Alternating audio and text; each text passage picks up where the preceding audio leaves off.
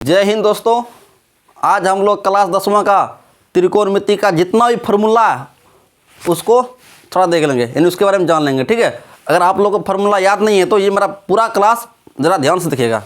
जितना भी फार्मूला है त्रिकोणमिति का हम लोग बढ़िया से कंप्लीट करने वाले हैं, क्योंकि अभी बिहार बोर्ड का एग्ज़ाम बहुत ही नज़दीक आ गया है, तो ज़रा ध्यान से देखिएगा। ठीक है, और यह एक रिवीजन ही क्लास है, आप इसको रिवीजन क्लास मान सकते हैं, क्योंकि अभी बहुत नज़दीक है बिहार बोर्ड का एग्ज़ाम। तो ये सिर्फ फार्मूला के बेस के आधार पर बनाया है। जिसको अगर फार्मूला याद नहीं है तो ये क्लास देख लीजिएगा। ठीक है, तो देखिए ये है त्रिकोणमिति। त्रिकोणमिति किसको कहते हैं? त्रि मतलब होता है तीन, और कोण मतलब होता है एंगल, और मिति मतलब मापना, यानी तीन कोण के माप को त्रिकोणमिति कहते हैं, जिसमें तीन कोण का माप हो। कैसे? आप लोग देखेंगे टावर या भट्टा या नहीं तो पार, हम यहाँ पर एक टावर बनाते हैं। ये मान लीजिए क्या टावर है, ये है टावर। अब ये टावर है, कोई व्यक्ति यहाँ से इस टावर को देख रहा है, यहाँ से इस टावर के ऊपर वाले बिंदु को देख रहा है, यहाँ पर देख रहा है, यहाँ से व्यक्ति देख रहा है यहाँ पर। ठीक है, अब जब यहाँ पर देख रहा है तो देखिए आप, एक कोण तो यहाँ बना, ठीक है, और दूसरा कोण इधर होगा, है कि नहीं? एक कोण यहाँ भी तो होगा, एक कोण यहाँ, एक दूसरा कोण यहाँ, तीसरा कोण यहाँ, तीन कोण बन गया या नहीं बन गया? इसी चीज़ को त्रिकोणमिति में मापते हैं। अगर मान लीजिए इस भट्ठा की ऊंचाई, ये जो भट्ठा या टावर है इसका ऊंचाई मापना है, या नहीं तो यहाँ से जो देख रहा है यहाँ से यहाँ तक कितना दूरी होगा, या नहीं तो फिर यहाँ से यहाँ तक कितना दूरी होगा, इस चीज़ को जब मापना है त्रिकोणमिति में इसका पता चल जाता है कितना दूरी है, या नहीं तो कोई पहाड़ कितना ऊंचा है, कितना उस पहाड़ से कोई व्यक्ति कितना दूर पर खड़ा है, इस सब का पता त्रिकोणमिति से हो जाता है, चल जाता है। ठीक है, तो देखिए त्रिकोणमिति समझ में आया? त्रिकोणमिति किसे कहते हैं? त्रिकोणमिति का अर्थ होता है तीन कोणों के माप को त्रिकोणमिति कहते हैं। ठीक है, अब देखिए त्रिकोणमिति में ये है त्रिभुज। त्रिकोणमिति में मेनली समकोण त्रिभुज का प्रयोग होता है। कौन त्रिभुज का? इसको समकोण त्रिभुज बोलते हैं। समकोण त्रिभुज इसलिए बोलते हैं कि एक कोण 90 डिग्री हो। समकोण का मतलब होगा एक कोण 90 डिग्री का हो।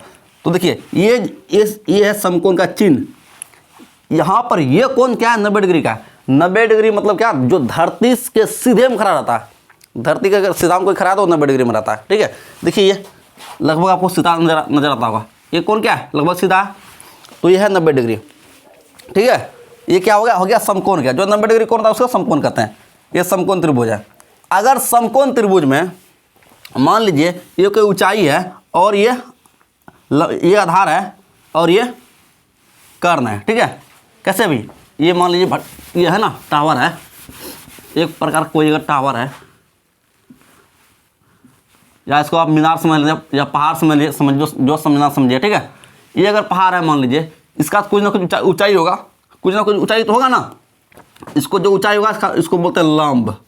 इसको क्या बोलते हैं? लंब। अगर कोई व्यक्ति अगर यहाँ से देख रहा है इसको, इस टावर या भट्टा जो भी है, जो भी इसको समझना समझिए, अगर यहाँ से देख रहा है इसको बोलते हैं कर्ण। ये हुआ लंब, ये हुआ कर्ण। अब ये जो हो रहा है ना, ये क्या है? ये है आधार। आधार मतलब इस टावर से कितना दूर पर व्यक्ति खड़ा है, इसी चीज़ को हम यहाँ पर दर्शा रहे हैं। अगर मान लीजिए यहाँ से यहाँ तक कुछ ये लंबाई दे दिया, 50 फीट लंबाई दिया, और फिर ये मान लीजिए 100 फीट की दूरी पर खड़ा है, तो कोई पूछेगा ना कि यहाँ जो देख रहा है व्यक्ति अपनी आँखों से, और ऊपर वाला बिंदु पर कितना लंबाई होगा, इसका लंबाई कितना होगा, तो इससे निकाल लेंगे। ठीक है, तो कैसे? ये है समकोण त्रिभुज। समकोण त्रिभुज में इसको बोलते हैं लंब।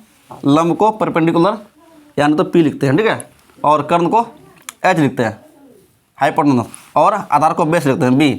तो देखिए ये है लंब, ये आधार, ये कर्ण। लंब को P लिखेंगे, कर्ण को H लिखेंगे, और आधार को B लिखेंगे। ठीक है, आप याद कैसे रखेंगे और इसमें क्या क्या होता है? देखिए होता क्या है, समकोण के यानी जहाँ पर 90 डिग्री का कोण हो, 90 डिग्री के कोण के सामने वाले रेखा को, या नहीं तो सामने वाले को बोलते हैं कर्ण। समकोण के सामने वाले को क्या बोलेंगे? कर्ण बोलेंगे। ठीक है, क्या बोलेंगे? ये हमेशा याद रखिएगा, समकोण के सामने वाला हमेशा कर्ण होता है। ठीक है, और जहां पर कोण बनेगा, अगर मान लीजिए हम यहाँ पर कोई कोण रख देते हैं थीटा डिग्री, ये क्या कोण है? कोई थीटा डिग्री कोण है। यहाँ पर अगर थीटा डिग्री रखे ना, इसके सामने वाला हमेशा आधार होता है। क्या होता है? आधार होता है।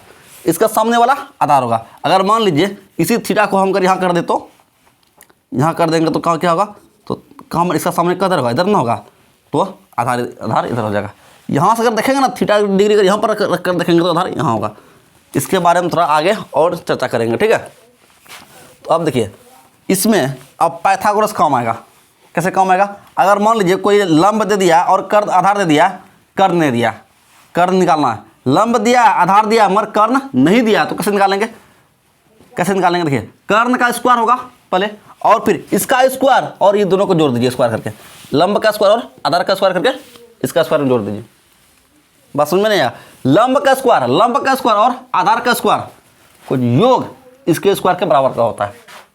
ये सूत्र है ना, कर्ण का स्क्वायर बराबर लंब का स्क्वायर प्लस आधार का स्क्वायर, यानी ये दोनों का स्क्वायर का जोड़ इसके कर्ण के स्क्वायर के बराबर होता है। ठीक है, यहाँ पर सूत्र लिखा हुआ है, कर्ण को एच बोलते हैं, एच का स्क्वायर बराबर पी का स्क्वायर प्लस बी का स्क्वायर। याद रखिएगा इसको, एच का स्क्वायर बराबर पी का स्क्वायर प्लस बी का स्क्वायर। ये है पाइथागोरस प्रमेय, यानी कर्ण का स्क्वायर बराबर क्या होगा? लंब का स्क्वायर प्लस आधार का स्क्वायर।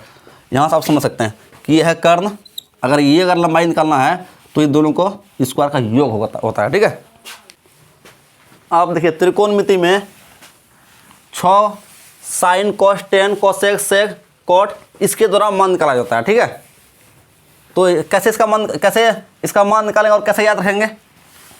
तो देख लीजिए, साइन का जो ना मान होता है, साइन थीटा का मान होता है पी बट्टे एच। साइन थीटा का मान क्या होता है? पी बट्टे एच। ठीक है, पी बोले तो लंब, पी क्या लंब, एच क्या कर्ण है, पी क्या लंब है और एच क्या कर्ण है। साइन थीटा का मान क्या होगा? पी बट्टे एच। और कॉस थीटा का मान क्या होगा? बी बट्टे एच। और टेन थीटा का मान क्या होगा? पी बट्टे बी। इस सब चीज़ को तो याद रखना ही पड़ेगा। ठीक है, और कोसेक थीटा क्या मान होगा? एच बट्टे पी। सेक थीटा क्या होगा? एच बट्टे बी। और फिर कॉट थीटा क्या मान होगा? बी बट्टे पी। ठीक है, अब देखिए ये थीटा का मान कभी कभी चेंज होता है। चेंज कैसे होता है? अगर मान लीजिए हम थीटा अगर यहाँ रखेंगे, थीटा क्या कोण है, कोई ना कोई कोण है, यहाँ पर नहीं रख सकते हैं। क्यों नहीं रख सकते हैं? यहाँ पर पता है हमको 90 डिग्री है, यहाँ पर हम जानते हैं कि ये कितना डिग्री कोण है, ये 90 डिग्री है। यहाँ और यहाँ के बारे में पता नहीं है, तो इसलिए यहाँ या यहाँ रख सकते हैं, ये दो जगह रख सकते हैं। ठीक है, अब देखिए ये थीटा हम बोलेंगे कि साइन थीटा को देखकर बोलना पी कौन सा होगा? लंब। साइन थीटा का मान क्या होता है? पी मतलब लंब। साइन थीटा को देखकर बोलना है कि लंब कौन सा होगा? थीटा को देखकर बोलना है लंब कौन सा होगा। देखिए लंब हमेशा कहाँ होता है? लंब हमेशा सामने वाला होता है। लंब हमेशा सामने वाला, यानी जहाँ पर कोई कोण होगा उस कोण के सामने वाला भुजा क्या होगा? लंब होगा। और फिर समकोण के सामने वाला भुजा कर्ण होता है। समकोण के सामने वाला भुजा क्या है? ये कर्ण है, ये कर्ण तो है ही। ठीक है, अब थीटा के सामने वाला भुजा हमेशा लंब होता है। अगर थीटा को देखकर बोलेंगे तो यहाँ पर क्या हो जाएगा? लंब हो जाएगा। और जब ये कर्ण ये हो गया, लंब ये हो गया, तो आधार ये हो जाएगा। ठीक है, अब इसी थीटा को हम यहाँ नहीं रख करके हम इस थीटा को हम यहाँ रखते हैं। अब बोलेंगे कि थीटा को देखकर बोलिए लंब कौन सा होगा, तो थीटा के सामने वाला भुजा हमेशा लंब होता है, लंब ये हो जाएगा। ठीक है, और जब ये कर्ण ये है, लंब ये है, तो आधार ये हो जाएगा। क्योंकि कर्ण कभी चेंज नहीं होता है। कैसे चेंज होगा?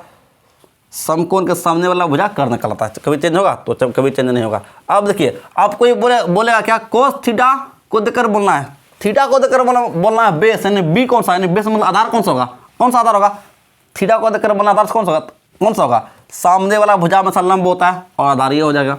ठीक है, अब अगर कोई पूछेगा टेन थीटा, थीटा को देखकर बोलना है कि पी कौन सा, लंब कौन सा होगा? थीटा को देखकर बोलना, थीटा का सामने वाला भुजा लंब होता है।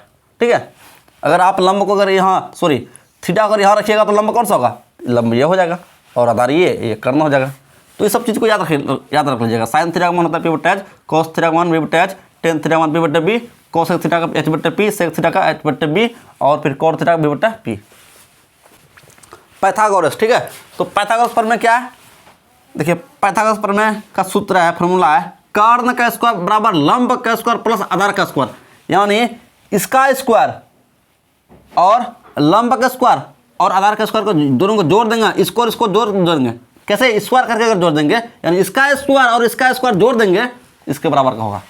बात नहीं समझे? इसको जोड़ देंगे स्क्वायर करके और स्क्वायर करके इसको जोड़ देंगे, इसके बराबर का होगा।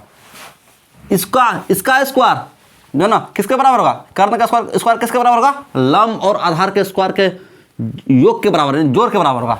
बात समझे ना? तो इसको याद रखिएगा। पाइथागोरस का सूत्र होता है कर्ण का स्क्वायर बराबर लंब का स्क्वायर प्लस आधार का स्क्वायर। ठीक है, अब देखिए त्रिकोणमिति कुछ अनुपात है, इसको देख लेते हैं। साइन का उल्टा होता है 1 बटा कोसेक। सीधा बात है, देखिए साइन का उल्टा था कोसेक, इसको उल्टे अनुपात बोलते हैं। कैसे? अगर कोसेक तो कोसेक का इधर रखेंगे तो साइन का उल्टा हो जाएगा, यानी साइन का मान क्या होगा 1 बटा कोसेक, समझे ना? साइन का मान क्या होगा 1 बटा कोसेक, और कोसेक का मान क्या होगा 1 बटा साइन। तो सीधे बात जान लीजिए, साइन कोसेक का उल्टा और कोसेक साइन का उल्टा। साइन का उल्टा क्या 1 बटा कोसेक, मगर कोसेक का उल्टा उल्टा फिर क्या हो जाएगा 1 बटा साइन हो जाएगा।